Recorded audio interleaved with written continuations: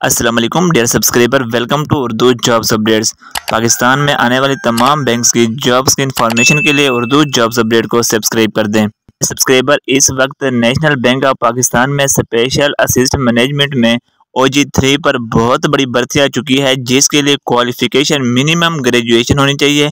अगर आप लोगों ने अपनी ग्रेजुएशन 70% मार्क से की हुई है तो आप इसमें अप्लाई कर सकते हैं। जिसमें CGP की अगर बात करें तो मिनिमम आपकी ग्रेजुएशन में CGP जो है वो 3 होनी चाहिए। इसके अलावा अगर हम यहाँ पर एज की बात करें तो मिनिमम एज 26 साल होनी चाहिए और एक्सपीरियंस अगर आप फ्रेश हैं तो आप इजीली अप्लाई कर सकते हैं, लेकिन अगर आपके पास एक्सपीरियंस है तो फिर भी आप अप्लाई कर सकते हैं।